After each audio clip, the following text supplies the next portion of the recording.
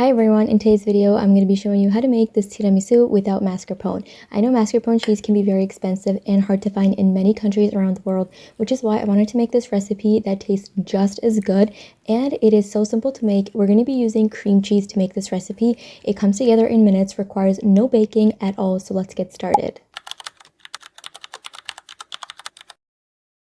The first thing that we're going to do is prepare the coffee soak that we're going to be dipping our ladyfingers in. In a small wide bowl like this one, you're going to combine together some hot water, instant espresso, and a little bit of granulated sugar. You could skip the granulated sugar if you'd like. Give that a good mix and then set this aside to cool down. In the meantime, we're going to prepare the tiramisu cream. In a small bowl, combine together some egg yolks and granulated sugar. Use a whisk to mix that together just until they're incorporated.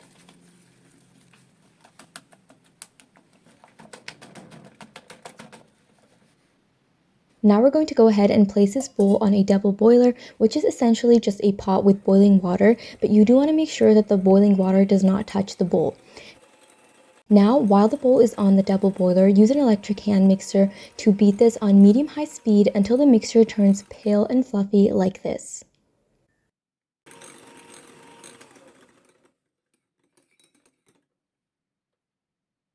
Next, we're going to add in some room temperature cream cheese, and if you do have mascarpone, then you can definitely use that as well. Now use the electric mixer on low speed to beat this until it is fully incorporated.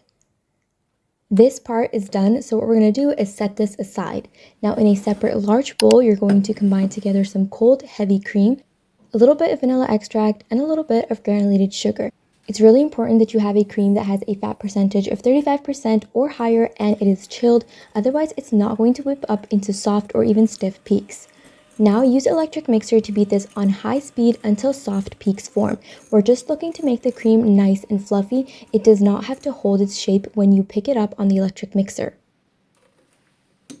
Use a spatula to clean the sides of your bowl, and now what we're going to do is add the egg yolk mixture from the beginning into this whipped cream. Use your spatula to carefully and gently fold the two together. Do not use an electric mixer at this point, otherwise you're going to get rid of all of that fluffy air that's in the cream. And that's it, your tiramisu cream is ready to go. Now it's time to assemble the tiramisu. What we're going to do is dip our ladyfingers in the coffee mixture, and you want to dip each of them for about 3 to 4 seconds for both sides. Do not dip these for longer, otherwise they're going to become soggy, and that's not what we're looking for.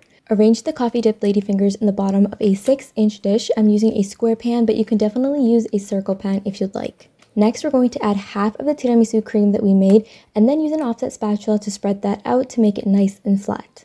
If you don't have an offset spatula, you can definitely use just the back of a spoon.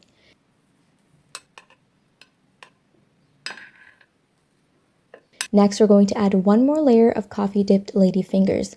Remember to keep in mind not to over dip the coffee ladyfingers, and if you do run out of coffee, you can always make some more. Finally, we're going to add all of the remaining tiramisu cream on top. Use the offset spatula to spread that out nice and flat, and then what we're going to do is chill this in the refrigerator for at least 4 hours or up to overnight. The chilling step is very crucial. Do not skip this step. It allows the tiramisu to set and all the flavors to develop and become so much better. Once your tiramisu is chilled, the last step is to dust the top with lots of unsweetened cocoa powder, and your tiramisu is ready to go. A quick tip is to always dust the cocoa powder after it's finished chilling or right before you're going to serve the dessert. This is because the cocoa powder does become wet and turn a dark brown color, and it just does not look as nice as the light brown cocoa powder does. Now all you have to do is dig right in. You can use a knife to cut out squares or just use a spoon to scoop out portions. Doesn't that look amazing? This recipe is actually an updated version of a recipe that I shared quite a while ago, and it's one of my most popular recipes on my blog. I love tiramisu, and this one is so good. Just because you don't have mascarpone or you can't find it doesn't mean that you can't enjoy this dessert.